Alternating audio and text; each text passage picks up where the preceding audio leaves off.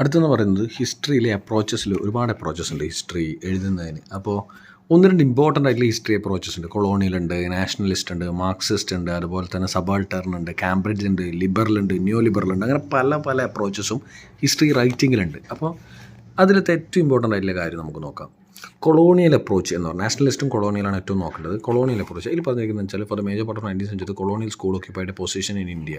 അപ്പോൾ ഇതിൽ എന്താ പറയുക, practice of writing die about the colonial countries by the colonial officials was related to the desire of domination and justification of the colonial rule.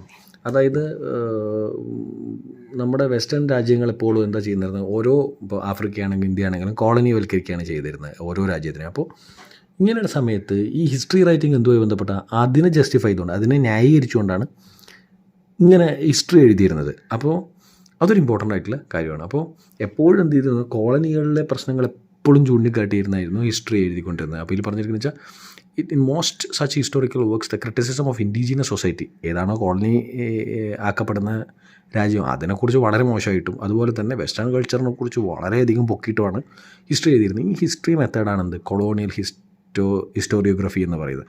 അതായത് colonial approach history റൈറ്റിങ്ങിൻ്റെ. അപ്പോൾ the histories of India written by James Mill, Vincent Smith and many others are pertinent examples of colonial historiographical trend. Certain characteristics are, ഏതൊക്കെയാണ് അതിൻ്റെ സ്വഭാവങ്ങളെന്ന് പറയുന്നത്. ഒന്ന് orientalist representation of India, India വളരെ മോശം, തീരെ പറ്റാത്ത രാജ്യമാണെന്ന രീതിയിലാണ്. The opinion that the British brought unity to India, അതായത് ബ്രിട്ടീഷുകാരാണ് ഇന്ത്യക്ക് ഒരു ഐക്യമൊക്കെ കൊണ്ടുവന്നത്. അതുപോലെ തന്നെ the notion of the social Darwinism, the English consider themselves superior to the natives and fittest rule. അതായത് ഇപ്പോൾ ഡാർവിനിസം എന്താ പറയുന്നത്, ദ ഫിറ്റസ്റ്റ് വിൽ സർവൈവ് എന്നാണ്. ഏറ്റവും എഫിഷ്യൻ്റ് ആയിട്ടുള്ള ആൾക്കാർ സർവൈവ് ചെയ്യും, ബാക്കിയുള്ളവർ പെരിഷ് ചെയ്ത് പോകുമെന്നാണ് പറയുന്നത്. അതുപോലെയാണിത്. അതായത് ഇംഗ്ലീഷിന് സാധാരണഗതിയിൽ ഇംഗ്ലണ്ടുകാർക്കോ അല്ലെങ്കിൽ ബ്രിട്ടീഷുകാർക്കോ എന്ത് അധികാരമുണ്ട്, സുപ്പീരിയർ ആയതുകൊണ്ട്, ബാക്കിയുള്ള റേസിനെക്കാളും സുപ്പീരിയർ ആയതുകൊണ്ട് ഭരിക്കാനുള്ള അധികാരമുണ്ടെന്നാണ് ഈ കൊളോണിയൽ അപ്രോച്ച് പറയുന്നത്. അതുപോലെ തന്നെ India viewed as A stagnant society, കെട്ടിക്കിടക്കുന്ന, സ്റ്റാഗ്നൻ്റിന് അർത്ഥം കെട്ടിക്കിടക്കുന്ന society. India viewed as A stagnant society which required guidance from British white men's burden. അതായത് ഇത്രയും തരംതാണ്, തീരെ പ്രോഗ്രസ് ഇല്ലാത്തൊരു സൊസൈറ്റിക്ക് ആരെ ആവശ്യമുണ്ട്, ബ്രിട്ടീഷുകാരുടെ സഹായം ആവശ്യമുണ്ട്. എന്തിന്, ഈ പറഞ്ഞ അതിൻ്റെ ഡെവലപ്മെൻറ്റിന് വേണ്ടി. അത് സ്ഥാപിക്കപ്പെടുന്ന ചില എന്താ പറയുക ആംഗിളുകളാണ് ഈ ഹിസ്റ്റോറിയോഗ്രഫി അല്ലെങ്കിൽ ഈ ചരിത്ര പുസ്തകങ്ങളിലൊക്കെ എഴുതിയിരിക്കുന്നത്.